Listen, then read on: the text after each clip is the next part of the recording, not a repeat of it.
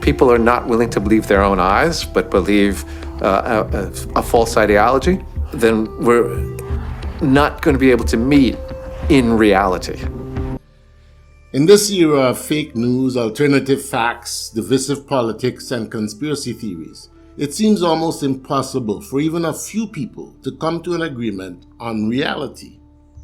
We are facing serious global challenges, and those challenges cannot be effectively addressed if human beings on all levels of society cannot come to grips with reality. This presentation will examine the reality of global threats to humanity and our response to that reality. Researchers have identified three major types of existential threats: natural threats, such as asteroids and supervolcanic eruptions; anthropogenic or man-made threats, such as climate change, nuclear war, and environmental erosion; and emerging threats, such as engineered pandemics, malevolent AI, and global tyranny. This presentation will focus on the reality of the anthropogenic or man-made threats. If we want to know what is real, we have to listen to those in the know. So let's hear what a few of the most intelligent and influential individuals in the world have to say about our reality as human beings. Here is Sir David Attenborough at the UN Conference on Climate Change, giving us his take on our situation. We are already in trouble. The stability we all depend on is breaking. This story is one of inequality as well as instability. Today, those who've done the least to cause this problem are being the hardest hit. Ultimately, all of us will feel the impact, some of which are now unavoidable. Is this how our story is due to end? A tale of the smartest species doomed by that all-too-human characteristic of failing to see the bigger picture in pursuit of short-term goals. World-renowned academic and philosopher Noam Chomsky was asked how an alien species would describe humanity. Here is his response. So going back to this interested alien, what he sees is that this remarkable species developed higher intelligence and is now using it in order to destroy itself and is on the verge of destruction. The extraterrestrial alien might be asking himself, what strange form of intelligence is it that enables great accomplishments to be achieved, but is unable to ask the question, will we survive and how can we ensure our survival? Of course, there are plenty of people doing it. They're just off the mainstream. Chomsky is quite right. Any intelligent species would have questioned our collective sanity. As we enter the third decade of the 21st century, humanity faces so many issues and questions that it's really hard to know what to focus on. Of all the different issues we face, three problems pose existential challenges to our species. These three existential challenges are nuclear war, ecological collapse, and technological disruption. We should focus on them. Yuval Harari and Noam Chomsky provide us with philosophical perspectives on our reality, and both are of the opinion that we are facing catastrophic existential threats that must be addressed immediately and collectively. However, there are other perspectives on the matter. In fact, according to a new reassessment of a report released by a team of MIT scientists in 1970, human society is right on track for a collapse in the next 2 decades if there isn't a serious shift in global priorities.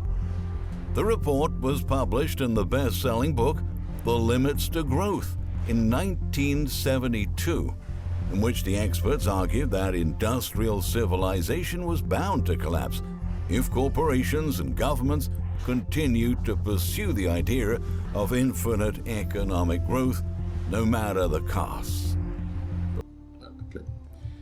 Even the economic community confirms the reality and the urgency of at least one of these threats, climate change. So assuming these well-informed individuals are giving us their honest opinions, we can conclude that at least the threat of climate change and the possibility of nuclear war are in fact real. We can also agree that those that suffer the most from these challenges are the ones that contributed the least to creating them. So what contributed to the problem? These three clips may shed some light on the root cause of our challenges. In general, when political and intellectual leaders proclaim the highest values, their pronouncements carry no information, even in the technical sense of the term information. They're predictable, whatever the facts. True, there is always a possibility that the claims have some degree of validity, but a skeptical mind is always in order. With regard to the United States, the stance is commonly described as American exceptionalism, but the term is incorrect. There's nothing at all exceptional about the stance or about the ease with which huge crimes can be dismissed. In the US case, that includes the two original sins of the society, the virtual extermination of the indigenous population, and the most vicious form of slavery in history, which also happened to be a cornerstone of the modern economy in manufacturing, finance, commerce for the United States and England, particularly for others as well. And the impact is lasting to the present day. Chomsky's comments speaks to the first element of the root cause to our challenge, the foundation of our current global socioeconomic system. The United States is widely viewed as the global advocate for democracy and human rights. However, as Chomsky stated, the US was founded and developed on two of the worst crimes in human history: the slavery of Africans and the genocide of the indigenous peoples of the Americas. And as he pointed out, the effects of these atrocities are still present in society today. Economy, we must understand, is just an organized way of handling our survival. We should not raise it to heavens. That's not how it is. But essentially, you have forgotten this is all about human well-being. All business is about human well-being, and that's my business. And it should be everybody's business. Right now, the way we are driving our economic engine is such that if we fail, we will be depressed. But if we succeed, we will be damned for good. I said, better you're depressed. Sadhguru's comment speaks to the second element of the root cause, the greed mindset, and this clip confirms the problem. You are a fiduciary. People put money with you, not because they may put money with you because they profoundly admire your climate goals, but they probably put money with you because they want you to make them rich. Certainly not, you don't have a business if you make them poor. So how do you persuade them that your climate goals, the ambitions you have, are consistent with their goals and keep their money?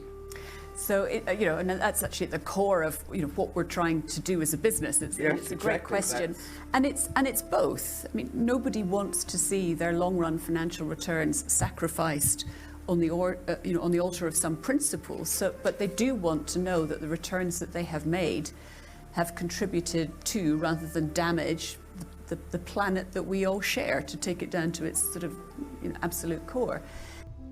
We have adopted a whole-scale mindset of greed and exploitation. Saving the planet is not just a simple altruistic principle that makes people feel good about themselves. We no longer have any sense of purpose other than accumulating wealth and power. And all our systems and structures are created to support those agendas. We are only willing to solve problems if there's profit in it. This became very evident during the recent pandemic. The fact is that our current economic system is unsustainable and on the verge of collapse. And we are now depending on the same economic system headed by the World Economic Forum, an institution whose principles, strategies, and policies led us into the situation we are in, to lead us out. However, their mindset, strategies, and agendas haven't changed. We are still approaching this climate change problem from a profit-first mindset. So what hope do we really have? Western wealth and our entire economic system is dependent on the continued exploitation of Africa and South America for raw materials and labor. In order to justify this ongoing exploitation, the perception of black, brown, and red people as lesser humans must be maintained to some degree. This leads to the third root clause, tribalism and racism. In the U.S. case, that includes the two original sins of the society, the virtual extermination of the indigenous population, and the most vicious form of slavery in history, which also happened to be a cornerstone of the modern economy. Do some leaders in this world believe that they can survive and thrive on their own? Have they not learned from the pandemic? Can there be peace and prosperity if 1/3 of the world literally prospers and the other 2/3 of the world live under siege and face calamitous threats to our well-being? Throughout history, elites have effectively applied the strategy of divide and conquer to gain wealth and power. Every empire in our history has been built on the exploitation and oppression of some other group or groups of human beings. But never before in history did we reach the point of potential global extinction. The introduction of nuclear arms, excessive consumption, and extreme tribal views and conflict are pushing us to the brink of social breakdown. As all the presenters have mentioned, the only way out of this is to work together on a global scale. But as we speak, most countries in the world today can't even achieve national unity. Just look at the US, the most powerful nation in the world. 2 years after the last election, half the country are still saying Trump is still the rightful president. That is a very dangerous situation, not only for the US, but for the rest of the world, because it threatens the legitimacy of all democracies. There's a trend now in many developing countries for the loser of an election to claim that the election was rigged against him, causing social unrest all over the globe. We are seeing violent crimes and protests on the rise everywhere. During what will inevitably be a difficult transition period, unless our national, religious, and global leaders collectively deliver a message of unity, inclusion, and tolerance, we will deteriorate into a dystopian society. So in summary, here is our reality.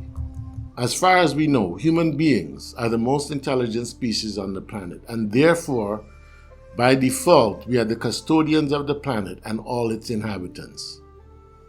Our leadership has brought the planet and our species to the brink of self-destruction because we have applied all our dark traits, greed, deceit, and exploitation, to our governance, business, and social structures. And we have failed to effectively integrate our altruistic values of love, integrity, honesty, and justice into our systems and structures. The problems we face require that we work together for one purpose on all levels of society all across the globe. A level of cooperation and unity that humanity has never been able to achieve. And the biggest challenge is that the people we are relying on to lead us out of this problem are the same people that led us into it, and there is no indication that they have changed in any way. The solution? Step 1, conscientious leadership. One of the conspiracy theories that has floated around for years is that we are really being governed by alien lizard people. The history of our empires gives credence to that theory. How could a species that claims to be divine, to have souls, inflict such suffering on its own? I don't know if we are being led by lizard people, so I'm hoping that our global leaders will reactivate their souls very soon. Achieving global level consciousness, a do the right thing mindset, and a commitment to positive change amongst global leaders is the first step and our only hope for survival as a species. Assuming by some miracle we are able to achieve global consciousness in our leaders, we then have to take the next 3 steps to human salvation. Number 2, integrity. Achieving institutional integrity. Number 3, unity. Eliminating bigotry, racism, and favoritism, and achieving unity without destroying cultural differences. And number 4, sustainability. Developing, communicating, and implementing a holistic plan for planetary sustainability and world peace. We must use this opportunity to create a more equal world. And our motivation should not be fear, but hope. I hope you find this content useful and you will share it with others. Subscribe to our channel for information on other critical issues and how you may contribute to the greater good. And please leave us your comments and recommendations below. Let's build a better world together.